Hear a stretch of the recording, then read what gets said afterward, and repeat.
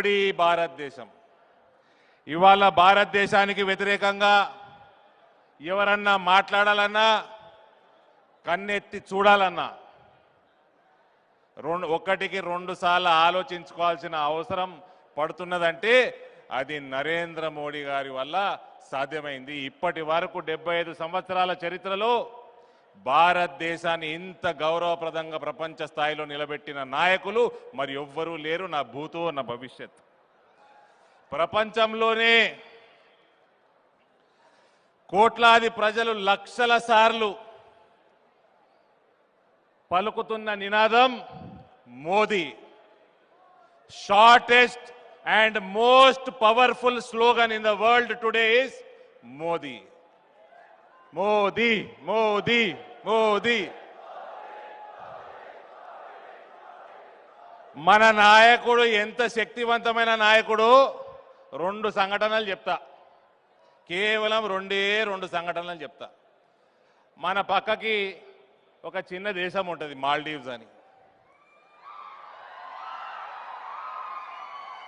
అది చైనాని చూసుకొని మన మీద మీసం తిప్పింది. కరోనా సమయంలో అతలాకుతలం అయితే మోదీ గారు మందులు పంపిండ్రు, వ్యాక్సిన్లు పంపిండ్రు. అది చైనాను చూసుకొని బాగా ఎగిరింది, మీ సైన్యాన్ని మీరు తీసుకుపోండి అని చెప్పింది. అదే సమయంలో కాంగ్రెస్ పార్టీ అయితే అంత చిన్న దేశాన్ని కూడా బతిమిలాడుతుండే లేదా బెదిరిస్తుండే. మన నాయకులు ఏం చేశారు చెప్పాలా మీకు?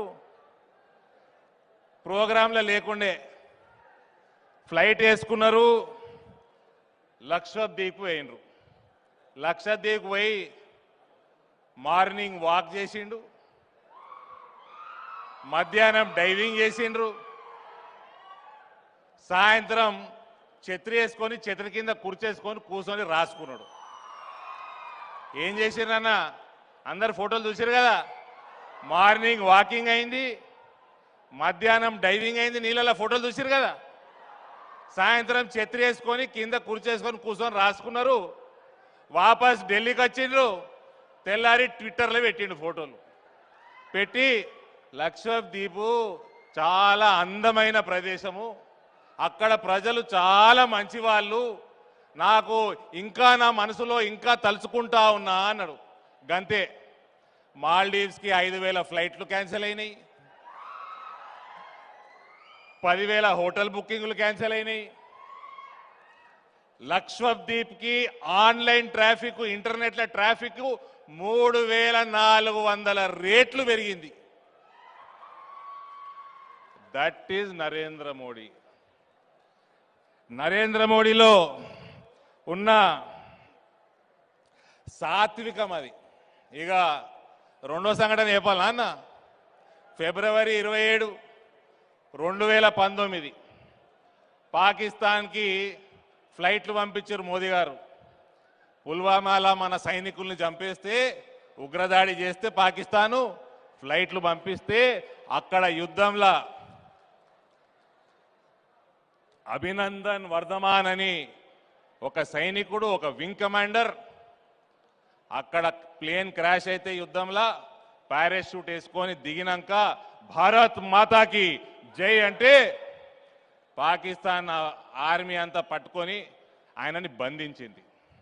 అప్పుడు నరేంద్ర మోడీ గారు మర్యాదపూర్వకంగా ఫోన్లు చేసింది. ఫోన్లు చేస్తే ఏ జనాబ్ బిజీ హై, ఓ జనాబ్ బిజీ హై అని మనోళ్ళు ఫోన్లు చేయించినప్పుడు ఆడికెళ్ళి రెస్పాన్స్ రాలే.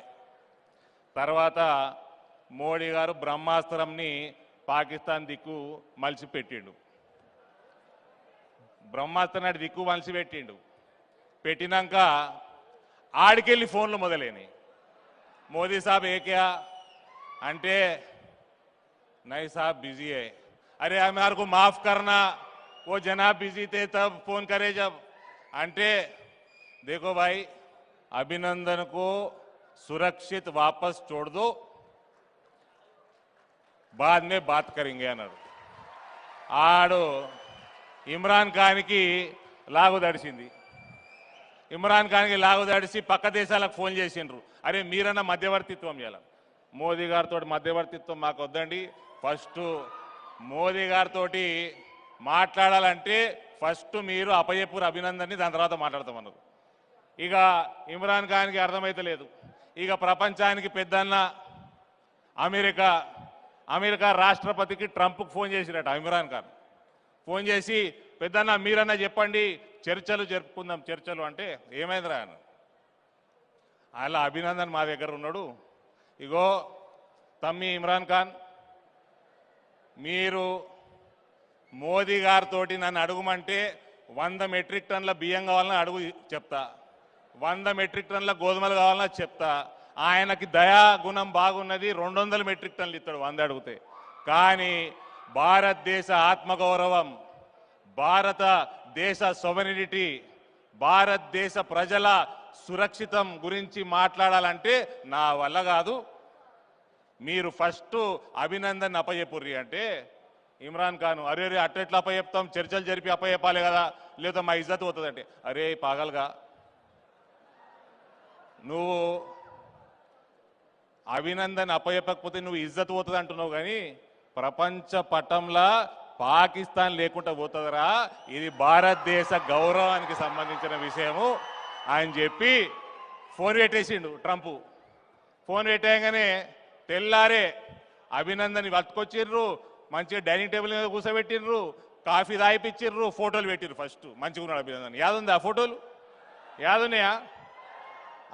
ఆ ఫోటోలు పంపినాక సాయంత్రానికి గౌరవంగా తీసుకొచ్చి అప్పచెప్పారు.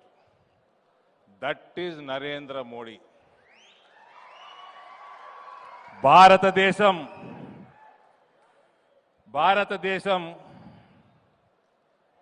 భవిష్యత్తు, భారతదేశం సురక్షితంగా ఉండాలంటే మనమందరం నరేంద్ర మోడీ గారిని 3వసారి 400 సీట్లకి పైన గెలిపించి మనం ప్రధానిని చేసుకోవాలి.